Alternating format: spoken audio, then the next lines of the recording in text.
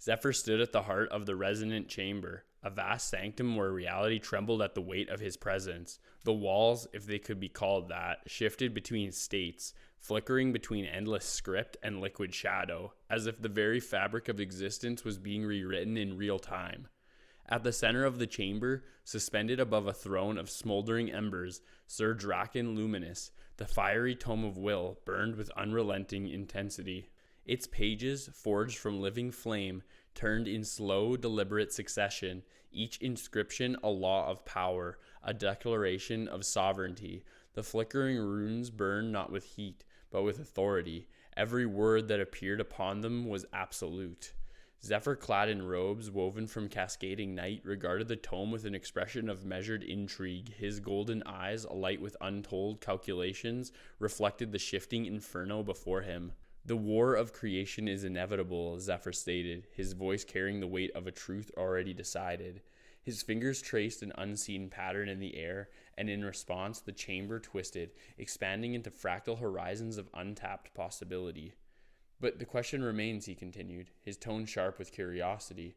What is the peak threshold of shadow materialization, and at what point does darkness cease to be an extension of void, instead become? He paused, a small smile forming at the edge of his beak, a force of will. Sir Draken Luminous flared violently, its flames reaching skyward, the words within its infernal pages reshaping in real time. Its voice, if such a thing could be described, rumbled through the chamber like molten stone shifting beneath a dying world. You stand upon the precipice, Zephyr, but to wield the threshold, to surpass the boundary, you must answer this. The flames twisted, forming shapes that flickered between prophecy and memory. Does the Creator shape the war, or does the war shape the Creator? Sir Draken Luminous burned brighter, its pages folding inward before unfurling once more, reshaped by the sheer weight of the question. The chamber around them expanded, the walls shifting into towering scripts of molten gold, each one a record of creation, war, and ascension. The words burned so fiercely they should have been binding, but Zephyr saw everything. Then the flames moved, not as fire, but as form. The tome of will did not speak in words now, it spoke in visions. The first vision swallowed Zephyr whole, a battlefield without horizon, where forces of pure will clashed, not armies, not nations, but concepts given form. There were no swords, no spells, only the collision of intent. A king of 1,000 selves, every version warring for dominance over the singular throne. A beast forged from the hunger of those who refuse to be forgotten.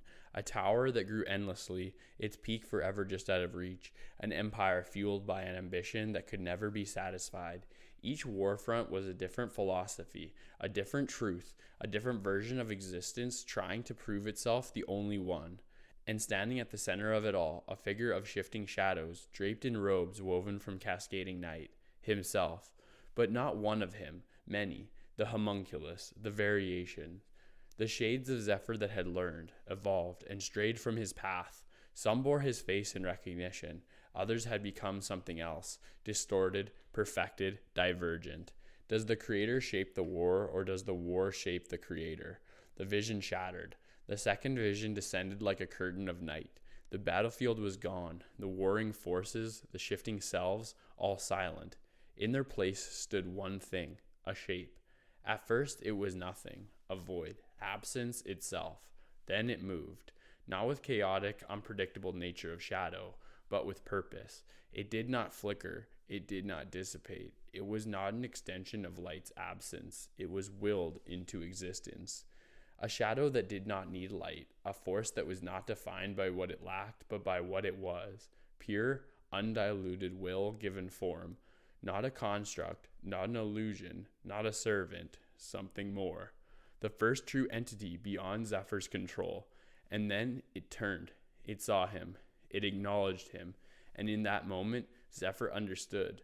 This was the threshold, the point where shadow became not just a force, not just a weapon, but a will unto itself. The vision collapsed. Zephyr exhaled, his golden eyes blazing in the dimming firelight. The chamber had returned to stillness, but the weight of the revelations remained. Sir Draken Luminous closed its pages, its infernal glow dimming as if waiting for Zephyr to comprehend what had just been given to him. The war of creation was inevitable. The peak threshold of shadow materialization was real. But the answer to the tome's question, does the creator shape the war, or does the war shape the creator? Zephyr smirked. Both. Zerd Draken Luminous flared violently, its flames looking at the edges of the chamber as if in amusement. Then shape it well, Zephyr. The next step had begun.